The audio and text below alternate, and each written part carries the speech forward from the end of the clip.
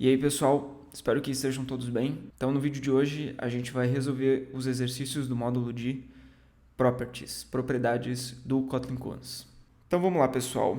Estou aqui com o módulo de Properties. A gente já concluiu o módulo de Introdução, Classes, Conventions, Collections, e agora a gente vai para o Properties. São 4 exercícios. Vamos começar com esse primeiro aqui. Properties. Learn about Properties in Kotlin. Então, vamos dar uma lida já aqui na documentação a respeito de propriedades no Kotlin. Então a gente consegue definir as propriedades que são variáveis que estão contidas dentro de uma classe nesse formato aqui, tá? A gente tem uma classe address e aqui a gente tem 5 propriedades, 5 atributos que pertencem a essa classe. Então a gente tem name, street, city, state e zip. Nesse caso aqui, a documentação está declarando as propriedades com a keyword var, ou seja, são variáveis que a gente consegue alterar esse valor, são variáveis mutáveis. Aqui a gente declara o nome e o tipo dela. E aqui ele está definindo um valor padrão, um valor default. Lembrando que nesses casos aqui que a gente está definindo um valor default, a gente pode estar omitindo o tipo. Com exceção desse caso aqui do null, que a gente tem que especificar qual que é o tipo e adicionar a nulidade. Então, como que a gente pode trabalhar com esses atributos? Aqui a gente tem uma função copyAddress que está recebendo um address, essa classe address como parâmetro e vai retornar um outro address. Aqui a gente está criando uma variável read-only chamada result, que recebe a instância de address. E a gente está atribuindo o result, que é um name, com o name e o street do address que está vindo por parâmetro. Tá? Então a gente consegue acessar a propriedade name ou qualquer outra propriedade nesse formato aqui e fazer a alteração da propriedade, alterar o valor da propriedade diretamente nesse formato aqui. Tá? No Java a gente declara os getters e setters e chama esses métodos acessórios. Aqui a gente não precisa, a gente chama diretamente. Mas a gente pode também definir esses getters e setters neste formato aqui. Tá? A gente tem a nossa propriedade, a nossa variável. Eu vou começar a chamar de propriedade daqui para frente. Tá? Então a gente tem a nossa propriedade, que é do tipo var, pode ser vol também. O tipo dela, algum valor que vai inicializar, e aqui a gente vai definir o getter e o setter dessa propriedade. Tá? Se ela for do tipo vol, a gente só pode definir o getter. A gente não pode definir um setter porque ela é uma variável imutável. Mas como eu comentei, a gente não precisa sempre declarar esses getters e setters. Tá? A gente eles já são inferidos automaticamente quando a gente define uma propriedade. Tá? A gente só precisa declarar o tipo dela ou introduzir um valor default. Nesse caso aqui a gente não pode definir uma variável sem tipo ou sem um valor default, porque a gente precisa de um inicializador ou definir o tipo. E aqui ele está dando um exemplo de como funciona para variáveis read-only. Tá? Nesse caso aqui o simple int, que é do tipo inteiro e pode ser null. Nesse caso aqui, a gente precisa definir o valor dessa propriedade no construtor da classe. Tá? A gente não pode deixar isso aqui vazio. A gente poderia colocar aqui atrás o keyword lateInit, para dizer que isso aqui vai ser inicializado em outro momento, mas por padrão a gente precisa atribuir um valor no construtor.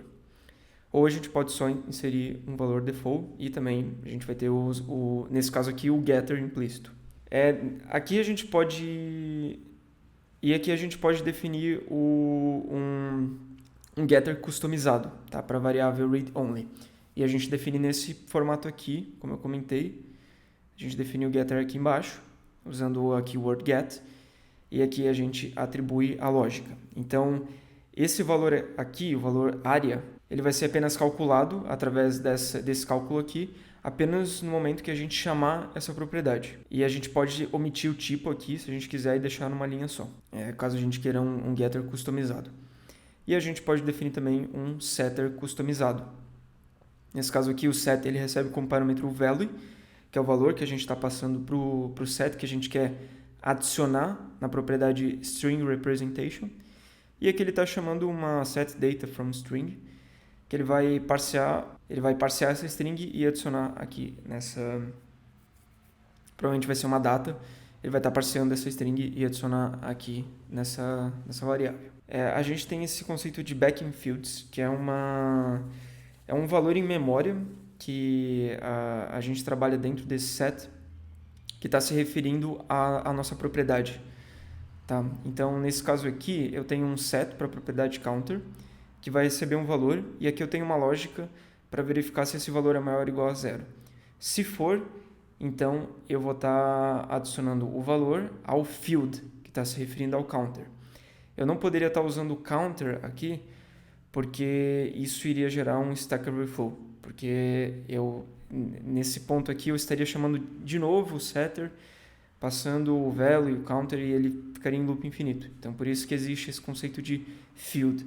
A gente pode trabalhar com esse conceito também de backing properties, que a gente define um atributo privado, semelhante ao atributo real da classe, e a gente pode trabalhar sempre em cima desse atributo falso, digamos assim. Então, eu verifico se ele é igual ao null. Se for igual ao null, eu adiciono uma nova instância a ele e eu retorno ele, e aí ele se torna o valor de table. Então, o table ele sempre vai ter um valor, ou ele pode disparar uma exceção, né? Caso... porque o que pode acontecer aqui é que ele pode... nesse momento ele é um hash map, mas pode ser que em algum momento isso aqui seja null por conta de alguma thread. Alguma thread altere o valor dele para null e ele volta a ser null nesse momento. Então, por isso que ele está tratando essa exceção. A gente tem o conceito de const, que são atributos que a gente não vai poder alterar esse valor. Ele também é read-only, mas ele não vai ter nenhum método acessor, nem get, nem set.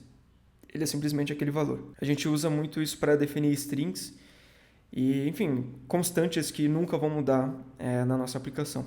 E aqui está aquele conceito que eu comentei antes, que é o lateInit var. Nesse caso aqui a gente tem uma propriedade var, que a gente não está definindo um valor para esse objeto. Tá? Se a gente não tivesse esse lateInit, o Kotlin ele iria obrigar a gente a introduzir um valor.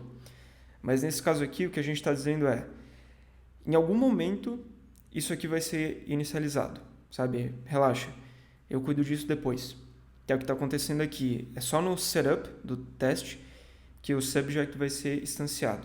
E aí, depois no teste, ele já vai ter sido inicializado. Senão isso aqui pode disparar uma exceção se não tiver essa linha aqui, tá? Então, muito cuidado quando for utilizar o lateInit var. A gente pode também usar, caso a gente queira verificar se a variável foi instanciada, a gente pode utilizar esse formato aqui, do tipo meu objeto, o atributo, e eu chamo a função isInitialized, para ver se ela já foi inicializada, para depois então eu chamar ela, para evitar qualquer tipo de exception. E tem a parte aqui de delegated properties que a gente vai ver mais para frente. Então vamos ver aqui properties. Learn about properties, a gente já leu.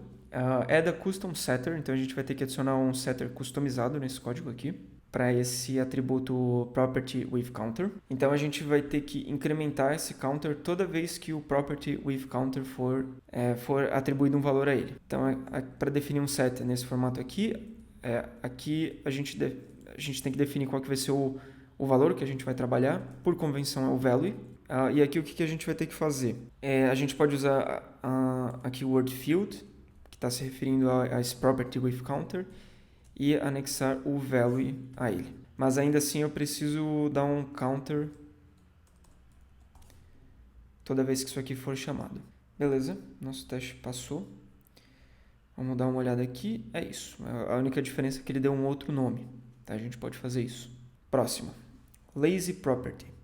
Add a custom getter to make the val lazy really lazy. Tá, então aqui a gente tem uma classe chamada lazy property que recebe uma lambda no construtor, chamada initializer, que vai ser uma função que vai ser passada. E aqui a gente tem um atributo lazy que tem um get customizado, que a gente vai ter que mudar esse to do aqui. E aqui em cima a gente vai ter que adicionar uma variável que vai conter um valor que vai ser inicializado. Então, o que a gente pode fazer aqui, pessoal? Esse initializer ele vai retornar um inteiro, tá? Então, a gente vai armazenar esse inteiro em uma propriedade aqui dessa classe que a gente vai criar. Só que isso só vai acontecer quando o lazy for chamado. Então, primeiro vamos criar um val value aqui, que vai ser do tipo inteiro e que vai começar com null, certo? Então, a primeira coisa que eu vou verificar aqui é se esse value ele é igual a null. Se ele for igual a null, eu vou atribuir a ele o valor de initializer. Aqui tem que ser var, porque eu estou atribuindo um valor. E aí eu retorno o value. E aqui eu posso usar a exclamação porque ele não vai ser null, tá? Então isso aqui deve funcionar. Então eu vou ter esse lazy que vai retornar o meu value, tá? Na primeira vez ele vai ser null e aí ele vai chamar o initializer. Da próxima vez ele sempre vai devolver o value. Show? Dá uma olhada na solução. É isso aí. Bora para o próximo, então. Delegates example. Então, a gente vai ter que ler sobre delegates, delegate properties no Kotlin. And make the property lazy using delegates. Antes a gente fez um lazy meio manual aqui, agora a gente vai ter que usar o lazy usando o delegated properties. Então, vamos dar uma lida. Esse conceito de delegated properties ele é um pouquinho mais complexo, tá? Eu demorei um tempo para entender. Mas pode ser que você entenda mais fácil do que eu. Mas vamos dar uma lida nele aqui, tá? Tem bastante coisa. Eu vou ler com calma isso aqui com vocês, tá? Eu vou acabar pulando as partes que eu não acho tão interessante no momento, mas... Bom, bora ler isso aqui. O Delegated Properties basicamente são propriedades que o valor dela, o get e o set dela vão ser delegados para outra classe, certo? Então, outra classe vai ser responsável por cuidar dos getters e setters da propriedade que eu estou definindo em outra classe. E a gente pode usar isso de diversas maneiras, tá? Que a gente vai estar explorando aqui. Uma delas é com o Lazy Properties. Então, Lazy Properties são propriedades que a gente define essa propriedade e no momento que a gente está instanciando essa classe, essa propriedade não tem nenhum valor, não tem nada instanciado em memória. Mas a partir do momento que a gente acessa essa propriedade, por ela ser lazy, ela vai processar ou executar alguma computação e introduzir um valor dentro dessa propriedade. E a gente consegue usar delegates para resolver isso.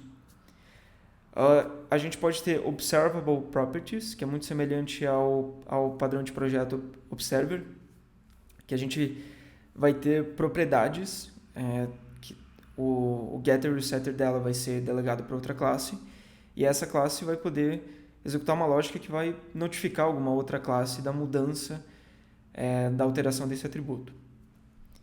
E a gente consegue também definir propriedades em um formato de mapa, usando mapas no Kotlin. A gente já vai ver isso mais para frente, tá? Mas a sintaxe de um Delegated Properties é essa aqui, tá? O que isso aqui quer dizer?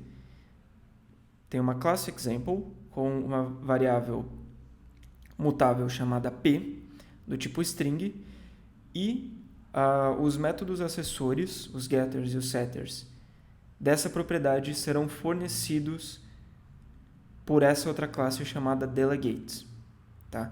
E essa classe aqui vai ter que implementar um método getValue e setValue, se for do tipo var. Tá? E aqui tem um exemplo da nossa delegate. A gente usa esse aqui, o word_by, tá? Para estar se referindo a esse delegate. E aqui ele está definindo o getValue e o setValue. Tá? Então, quando eu acessar o p, isso aqui vai ser executado. E se eu atribuir um novo valor ao p, isso aqui vai ser executado. Tá? Que é esse caso aqui, eu estou instanciando o example e chamando o p. E aí o print... E aí isso aqui vai ser retornado, esse print aqui, que vai ser retornado no getValue. E lembrando que o retorno disso aqui tem que ser o tipo da nossa propriedade, tá? Então ele está retornando uma string e está setando uma string. E aqui a gente está atribuindo um novo valor para o p e ele está printando esse texto aqui.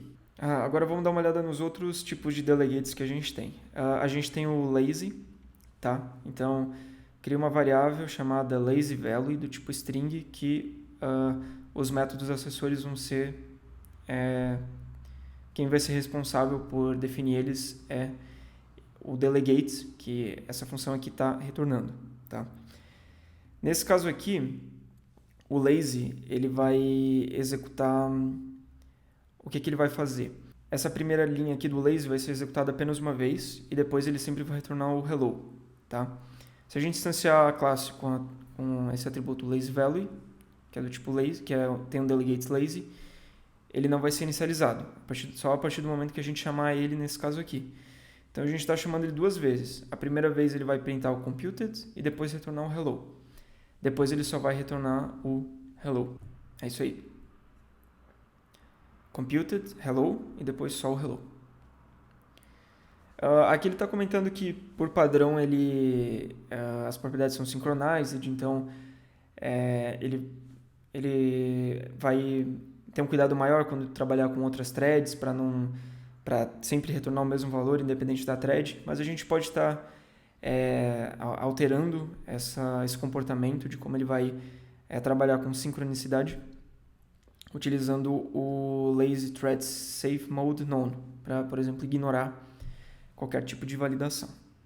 Essa parte aqui de observable, a gente também cria um delegate chamado observable, que vai estar lidando com as propriedades. E aqui a gente recebe como parâmetro um valor inicial. E aqui a gente vai ter acesso à nossa propriedade atual, ao valor antigo e ao novo valor. E a gente vai poder fazer um print aqui ou notificar alguma outra classe quando esses valores mudarem. Tá? Então, isso aqui, eu estou instanciando um user e aí atribuindo o first ao name. Tá? Então, o que isso aqui vai printar é noName first e depois ele vai printar second, ele vai printar first e depois ele vai printar first e second. Isso aí, noName first, depois first, second. Tá? Então a gente consegue ter acesso com esse delegate à propriedade atual, a antiga propriedade e a nova. E a gente pode desenvolver alguma lógica aqui e trabalhar com ela de uma forma bem interessante. E a gente tem também o vetable, que a gente pode vetar a atribuição de uma variável. É semelhante ao observable, mas a gente vai ter um render que vai ser verificado antes da atribuição da variável. Tá? O observable ele faz primeiro a atribuição e depois executa isso. E o vetable é diferente. Ele faz a verificação antes e depois faz a atribuição. Aqui tem o outro conceito de delegating to another property. Nesse caso aqui, deixa eu mostrar esse exemplo. A gente está definindo uma variável top level int do tipo inteiro que recebe o valor default 0. Depois a gente está definindo uma classe class with delegates que tem um atributo chamado another class int. Depois eu defino uma classe que recebe por parâmetro member int, uma variável do tipo inteiro, e depois uma variável do tipo class with delegates, que é essa classe que a gente criou aqui em cima. Tá? Agora, olha o que essa classe está definindo aqui dentro. Eu estou definindo 3 propriedades, tá? Do tipo inteiro. Essa primeira aqui, chamada delegated to member, é do tipo inteiro, e os métodos acessórios vão ser delegados para essa classe aqui, do tipo inteiro. Tá? Então, o que isso significa? Significa que quando a gente chamar o getter e o setter do delegated to member, na verdade, ele vai estar chamando o getter e o setter do member int. É a mesma coisa para esse delegated to top level. Quando a gente chamar o getter e o setter dele, na verdade, a gente está chamando o getter e o setter do top level int. E mesma coisa para esse caso aqui. Quando a gente chamar delegated to another class, a gente vai estar chamando, na verdade, o getter e o setter do another class int, que é este atributo aqui. Beleza? E aqui eu estou definindo um extension delegate. Beleza?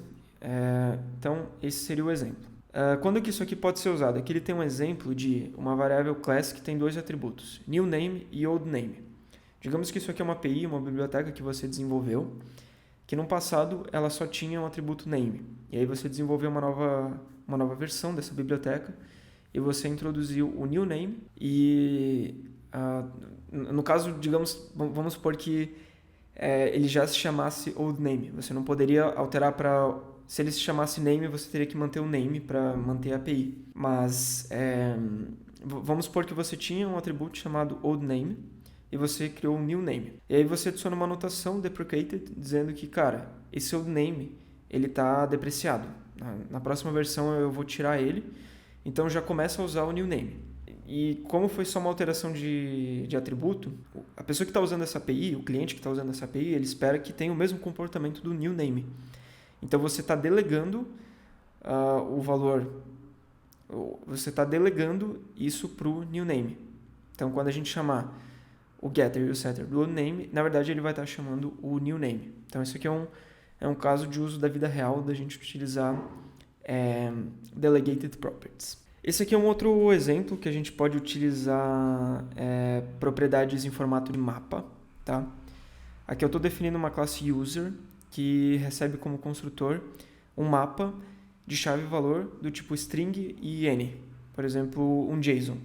O JSON, a chave sempre vai ser uma string, mas o valor pode ser qualquer outra coisa. Pode ser uma lista ou pode ser, por exemplo, um JSON. E aqui eu estou definindo um atributo chamado name e outro age, que o getter e o setter dele vão ser delegados para o mapa.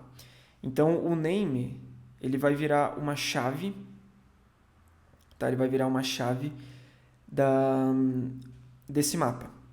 Então, quando eu dar um set nesse name, ele vai introduzir um valor novo à chave name desse mapa.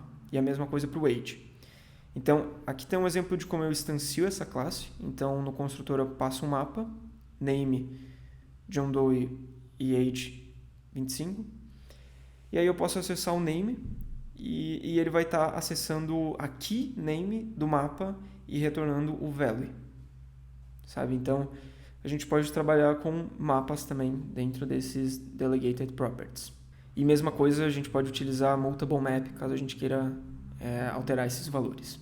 A gente pode ter uma variável local também dentro de um método do tipo lazy. Nesse exemplo aqui eu tenho uma função example que recebe uma lambda por parâmetro, compute full, que vai retornar um full, uma classe full. E aqui eu estou definindo uma variável lazy, usando delegated lazy, e passando para ele o compute full. Ou seja, o que isso aqui vai... Aí aqui eu adiciono uma validação, alguma condição. Se isso aqui for verdadeiro, então eu vou chamar esse memoized full, que vai ser esse full aqui, nesse momento que o lazy vai atribuir um valor a ele e vai adicionar as funções que tem dentro desse full. Então, isValid e doSomething. Então, novamente, essa propriedade só vai ser computada no momento que a gente acessar as funções e propriedades dela. Aqui a gente tem um formato de como definir delegates, tá? Então a gente tem que definir um operator getValue, que a gente vai ter que receber esses atributos aqui, o thisRef, que é a referência, e a propriedade em si, e ele vai retornar e o retorno. Então nesse caso aqui eu tenho uma propriedade valResource do tipo resource, que é esse cara aqui, mas os getters e setters vão ser delegados para essa resource delegates, tá? Então o get dele, quando eu chamar o valid resource, ele vai retornar esse resource aqui, resource vazio. E aí no set a gente tem que receber, a gente pode ter um resource no construtor que vai conter o estado do nosso recurso e a gente vai trabalhar o get e o set em cima desse valor que está aqui em cima. Tá? Mesmo o caso do de cima, só que nesse caso aqui eu estou trabalhando com var, então eu posso ter um set. E aqui eu tenho um outro caso de definir um delegate, tá? Eu posso definir uma função que vai retornar um delegate. tá? Nesse caso aqui, a função está retornando um read-write property. Então, é uma propriedade que vai ter leitura e escrita, tá? Aí eu implemento essa interface, coloco os tipos corretos e eu vou ter que também ter o meu valor atual e ter o meu get e o set value. Isso aqui já é um exemplo bem específico, mas é um exemplo interessante, né? Caso você queira criar funções que retornam um delegate.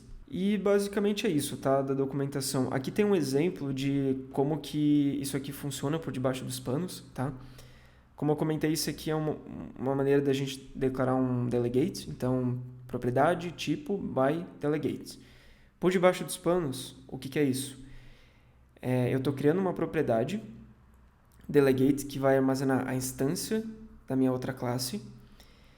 E aí, quando eu chamar o get dessa classe, na verdade, eu chamo o get da classe que eu instanciei aqui em cima.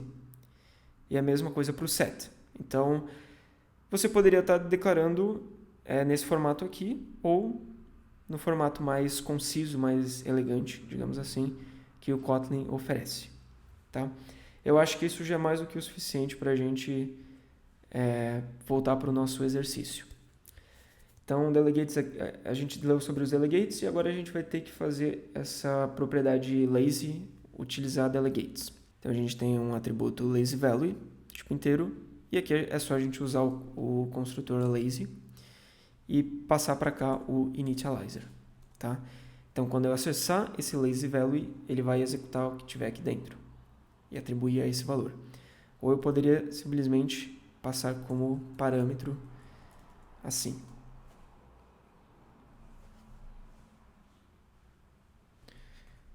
Beleza, bora para o próximo. E aqui ele explica que a gente pode declarar esse exercício aqui a gente pode declarar o nosso próprio delegate. Então ele está apontando de novo aqui para a documentação. Mas esse aqui é o caso que eu mostrei lá, quando a gente pode declarar o nosso próprio delegate. Então aqui o que o exercício deu para a gente? A gente tem uma classe D, que tem um atributo, que tem uma variável, dates, que é do tipo myDate, que é essa classe que ele deu para a gente aqui também, que tem 3 atributos. Year, month e day of month. E aqui 2 extension functions para converter a minha data em milissegundos e converter um long, que seria milissegundos, para uma data desse tipo aqui. Tá? Então a gente tem uma variável do tipo myDate que eu quero delegar os getters e setters para esse meu delegate customizado que tem aqui embaixo. Tá? E esse effective date, ele está herdando de read-write property. Se eu não me engano, a gente não precisa declarar isso aqui, tá? Aí é só a gente usar o operator aqui no lugar. É só usar o operator aqui no lugar. Mas eu acho que fica legal usar, definir sempre um contrato para a gente seguir o contrato da interface. Beleza? Aí o exercício ele colocou aqui que dentro do estado desse delegate eu vou ter uma variável que vai armazenar o tempo em milissegundos e eu vou ter que implementar um getValue e um setValue para essa data. Tá? O getValue vai retornar uma data, então quando eu chamar esse dates, ele vai acabar chamando esse getValue e eu vou estar retornando o estado que eu tenho aqui nesse atributo,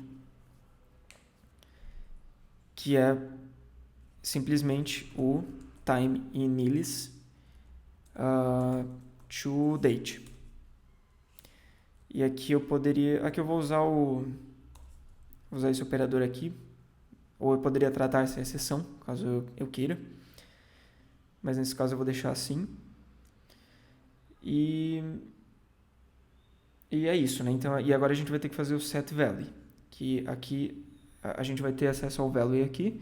A gente só precisa adicionar o milissegundos dessa data nesse time in milis. Então é simplesmente fazer isso aqui. Então agora, deixa eu fazer uma função teste aqui só para a gente testar. Eu vou ter o meu D instanciado aqui. Quando eu chamar d.date, ele vai chamar esse cara aqui, tá? No caso ele vai retornar um no pointer exception, porque o time em millis começa com null e aqui ele vai acabar disparando no pointer exception. Então eu posso iniciar colocando um myDate aqui, qualquer. E aí quando eu chamar de novo esse myDate, ele vai retornar esse meu myDate neste formato. Então a gente delegou e a gente salvou o estado em uma outra classe, sempre em milissegundos. Beleza, nossos testes passaram. E eu acho que é isso. A gente finalizou todos os exercícios de properties. Então, pessoal, deixa eu só ajustar minha câmera aqui. Por esse vídeo é isso. Aguardo vocês no próximo vídeo, que a gente vai dar uma olhada sobre... Deixa eu dar uma olhada aqui. Em builders no Kotlin, tá? Eu já mostrei um exemplo de builders em algum outro vídeo aqui, mas a gente vai estar explorando um pouco mais a fundo esses conceitos. Espero que vocês tenham gostado do vídeo de hoje, tenham entendido como que funcionam as propriedades no Kotlin, como que a gente pode trabalhar com delegates e também, principalmente, você olhar para algum código em Kotlin e olhar para essas keywords, buy, get, set e entender, de fato, o que esse pedaço de código está fazendo, tá? Então, para esse vídeo é isso, espero que vocês tenham gostado e até o próximo vídeo.